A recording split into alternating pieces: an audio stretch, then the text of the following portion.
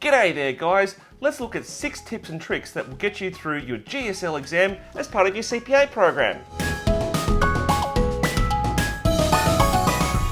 Hi there, my name's Philip Wong. I'm a lecturer in accounting and a CPA, and today I want to help you out with tips and tricks to help you get through your final CPA program. But first off, let's talk about which CPA. If you are a member of CPA Australia, hello! If your CPA logo looks like any one of these ones right here, I'm not talking to you, I'm only talking to CPA Australia candidates. Now, the CPA program can be a pretty tough program, particularly the financial unit, but if you've gotten this far, you'll have already known that. But did you know that GSL is a different sort of program? It's a capstone, so you should use different strategies to study for that exam. I'm starting this by giving you tips for the exam because it's going to change the way you study throughout the course. Unfortunately, if you're watching this the night before the exam, good luck!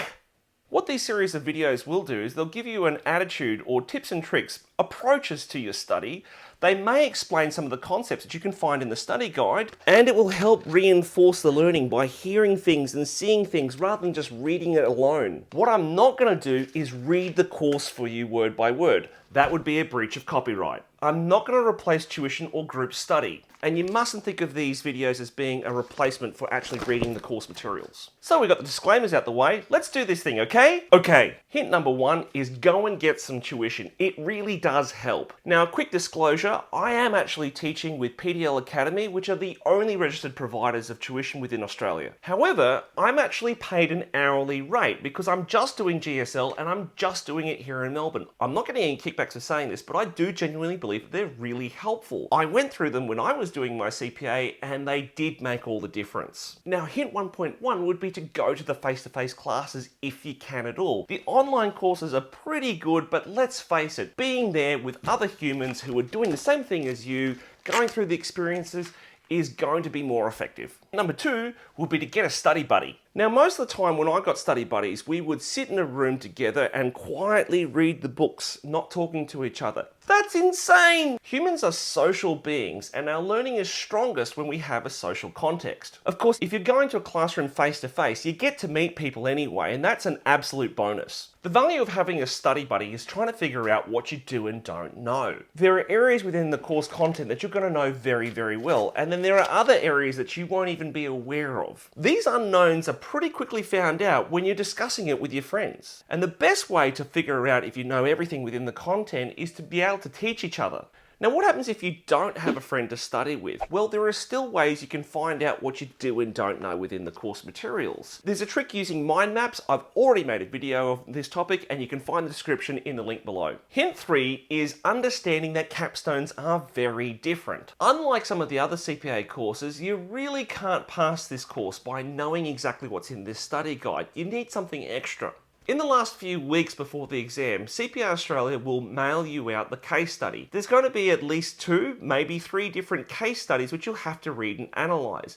And the vast majority, basically 80% of the exam, will be on how you apply the theories found in this book to those case studies. But knowing this book alone isn't going to cut it. These case studies will be mailed to you physically, and you can also find a PDF copy on My Online Learning. The 3 important words here are analysis, application, and evidence. The whole exam is about what's best for the business in the given circumstance. While there are some generic questions based on the content within the study guide, you will live and die in this exam based on your ability to talk about those cases. Hint number 4 is about planning your time.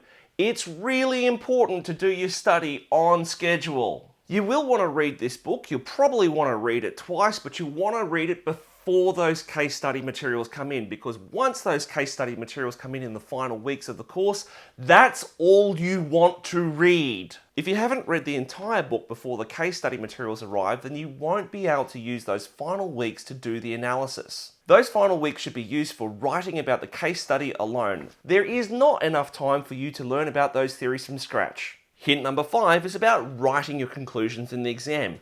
Write the conclusions first. Since we're little kids, we learn to tell jokes where we build up to something and give the punchline at the end. This is a natural human tendency and it's destroying your exam grades. Take that punchline and put it up the top, and then everything below that first sentence should be justifying the answers you gave here. The problem I find with my students is they spend all this time working up to this final answer, and then they look at the watch and they realize that they need to move on to the next question, meaning that punchline, the answer that I'm looking for as the examiner is either completely forgotten or it's buried. The examiners actually want to pass you. They want to see you do well. So make it easy for them. Give them the answer first so that they know that they've got an answer, a conclusion, and all the justification comes after. The final hint for this video, hint 6, is about backing your answer, and it follows on from my previous hint. In your response, you must refer to specific facts within the scenario. Don't talk generally. Use an exact number or an exact detail that you find within the text of the scenario. Give the page number of the scenario if you can. If you're talking about a theory, use the words that are found in the study guide. And if you're really, really good, refer to the page number within the study guide. Get specific. The conclusion is by far and away the most important thing, but the better anchored your answers are in evidence, the higher your grades will be. Thanks very much for watching. My name's Philip Wong. If you found this particularly helpful, pass it on to your friends. You can also subscribe for updates, and I want to wish you all the very best for your CPA studies. Happy studies, guys.